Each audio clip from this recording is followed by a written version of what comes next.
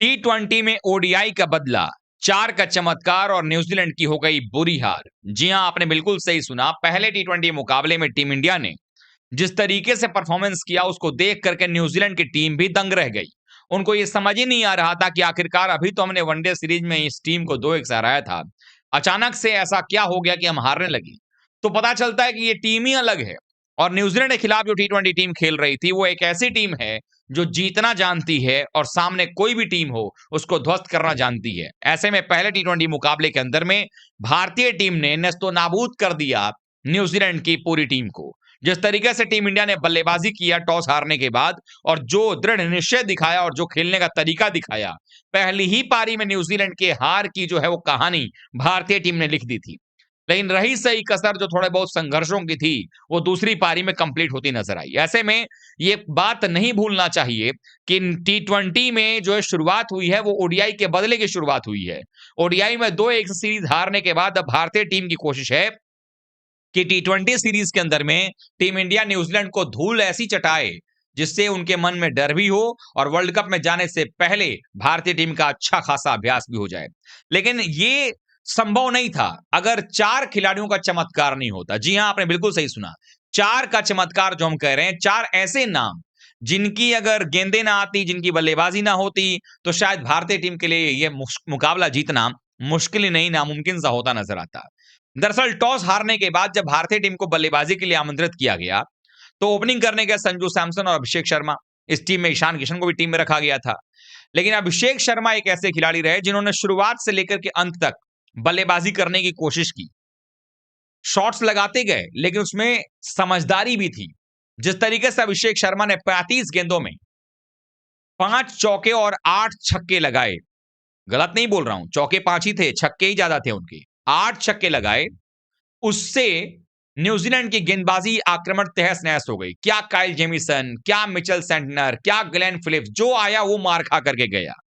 और ऐसे में जब वो 35 गेंदों में 84 बना करके गए, आपको आश्चर्य होगा जान करके इन 35 गेंदों में सिर्फ 7 डॉट गेंदें खेली थी अभिषेक शर्मा ने। स्ट्राइक रेट का तो खैर पूछिए मत, 240 के स्ट्राइक रेट से बल्लेबाजी की थी। हालांकि नंबर 3 पर बल्लेबाजी करने आए ईशान किशन ने 2 चौके लगाए, लेकिन वो आउट हो गए। उसके बाद जब एक समय लग रहा था कि भारतीय टीम जो है वो लगभग 300 की तरफ बढ़ रही है, तो जब विकेट गिरने लगे, तो वहां पर हार्दिक पांड्या ने भी 16 ओवर में 25 बना दिया। लेकिन सबसे खास साझेदारी की बात अगर करें, तो वो साझेदारी ऐसी रही जहां पर कप्तान सूर्य कुमार यादव और अभिषेक शर्मा की जोड़ी रही। टीम इंडिया का विकेट जो है वो गिरता चला जा रहा था और ऐसा लग रहा था कि शायद भारतीय टीम के लिए मुश्किलें जो है वो खड़ी होती जाएंगी, क्योंकि भारतीय टीम के 27 रन पर 2 विकेट गिर गए थे पारी के 3 ओवर में। संजू जब आउट हुए तो स्कोर था भारत का 18 रन, और जब ईशान आउट हुए तो स्कोर था 27 रन। 3 ओवर भी पूरे नहीं हुए थे और 2 विकेट भारत के जा चुके थे। यानी पावर प्ले को भी अच्छा करना था, पार्टनरशिप भी बनानी थी, और यहां पर सूर्य कुमार यादव और अभिषेक शर्मा ने मिलकर के टीम इंडिया के लिए 99 रनों की साझेदारी निभाई। और वो भी अगर हम बात करें सिर्फ 7 ओवर में, लगभग 14 रन प्रति ओवर के हिसाब से कुटाई पिटाई हुई, और उसमें 22 गेंदों में 32 रन। जब सूर्या आउट हुए उस समय सूर्य कुमार यादव ने बनाए थे 32 रन, 22 गेंदों में 4 चौका और 1 छक्का लगाया था, और ऐसा लगने लगा था कि सूर्या अब जो है कमबैक कर रहे हैं और शायद अपना हाफ सेंचुरी पूरा कर लेंगे। हाफ सेंचुरी तो पूरा नहीं हुआ, लेकिन सूर्य कुमार यादव के बल्ले से जिस प्रकार के शॉट्स निकल रहे थे, वो बता रहे हैं कि अब बड़ी पारी उनसे ज्यादा दूर नहीं है। हालांकि उसके उनके आउट होने के बाद भी जो है ज्यादा देर नहीं टिक पाए अभिषेक शर्मा। अगले 2 ओवर में ही 12वां ओवर चल रहा था, वहां पर वो आउट हो जाते हैं 35 गेंद में 84 बना करके, और तब उस समय भारतीय टीम का स्कोर होता है 149 रन। यानी कि अभिषेक शर्मा लगातार जो है टीम के लिए अच्छा कर रहे थे। हालांकि उसके बाद फिर जब अभिषेक शर्मा गए, तो उसके तुरंत बाद भारत का विकेट गिरने लग गया। शिवम दुबे आए और चले गए, उसके बाद देखें तो फिर हार्दिक पांड्या भी चले गए। लेकिन 185 पर 6 के बाद जब 209 रन पर 7वां विकेट गिर गया, तो आपके पास एक और प्लेयर था जिसकी उम्मीद हम करके बैठे थे कि अगर वो प्लेयर रन बना देगा तो काम बन जाएगा, और वो थे इस मैच के फिनिशर रिंकू सिंह। रिंकू सिंह बल्लेबाजी करने के लिए आते हैं, शुरुआत में थोड़ा समय लेते हैं, लेकिन जो टीम मैनेजमेंट ने उनको एक रोल दिया हुआ है फिनिशर का, जिसके लिए वो जाने भी जाते हैं, वो काम रिंकू सिंह ने करके दिखाया। 20 गेंदों में 44 रन नॉट आउट बनाया, और सबसे खास बात, जब एक समय लग रहा था कि भारत 200 तक तो क्या पहुंच पाएगा या नहीं, 238 तक पहुंचाने में बड़ा योगदान रिंकू का रहा, और आखिरी ओवर में उन्होंने 20 रन भी ठोक दिए डैरल मिचेल को। अपनी पारी 20 बॉल में 44 पर पहुंचा दिया, और सबसे खास बात ये 3 छक्के भी लगाए और 20 गेंदों में सिर्फ 4 उन्होंने डॉट गेंदें खेली थी। मतलब रिंकू सिंह के जो फिनिशिंग की भूमिका के लिए हम सब कायल हैं, वो उन्होंने करके दिखा दिया और तब जाकर के भारतीय टीम 238 तक पहुंच गई। सबको लगने लगा था कि ये मुकाबला तो भारतीय टीम जीत ही जाएगी बड़े आसानी से, लेकिन ऐसा हुआ नहीं। जब बल्लेबाजी शुरू हुई, 2 विकेट बहुत जल्दी, 1 रन पर 2 विकेट न्यूजीलैंड गिर गए थे। लेकिन फिर वही हालात वनडे की तरह। उसके बाद क्रीज पर गिलेन फिलिप्स का बल्ला चलने लगता है, उनके साथ टॉम रॉबिन्सन होते हैं।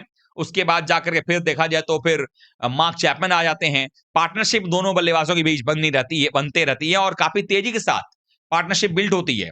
तीसरे विकेट के लिए अगर हम बात करें वहां पे जिस प्रकार से बल्लेबाजी चल रही थी न्यूजीलैंड की, जब पहला विकेट गिरा था उनका डेवन कॉनवे आउट हुए, फिर सचिन रविंद्रा आउट हो गए थे। रविंद्रा खेल रहे थे, इस बात का अंदाजा भी नहीं लगा लोगों को। लेकिन जब टीम रॉबिन्सन 52 पर स्कोर था तीसरा तो आउट हुए, उसके बाद गिलेन फिलिप्स और मार्क चैपमैन ने मिलकर के कुल मिलाकर के 79 रनों की पार्टनरशिप की, वो भी सिर्फ 7 ओवर में। यानी लगभग अगर आप देखेंगे तो 12 रन प्रति ओवर लगभग कर लिया था, 11.5 12 के हिसाब से बढ़ रहे थे और एक समय लगने लगा था कि मुकाबला तो हाथ से चला गया। ग्लेन फिलिप्स जो है वो 39 गेंदों में 78 बनाकर खेल रहे थे। ऐसे में आते हैं हमारे चौथे चमत्कारी खिलाड़ी अक्षर पटेल। अब अक्षर पटेल गेंद पर छक्का लगा चुके हैं, लेकिन अक्सर कहां हार मानने वाले हैं जडेजा की तरह। उन्होंने एक ऐसी गेंद डाली जिस पर छक्का मारने के चक्कर में वो सीमा रेखा पर कैच पकड़ लिए गए और ग्लेन फिलिप्स जो है जब आउट हो गए तो भारतीय टीम ने राहत की सांस ली। उनको ये समझ में आ गया कि अब टीम इंडिया जो है ये मुकाबला आराम से जीत सकती है और टीम इंडिया ने वही किया। 48 रनों से ये मुकाबला अपने नाम कर लिया टीम इंडिया ने। लेकिन एक बात कहना पड़ेगा कि हम 4 का चमत्कार जरूर कह रहे हैं।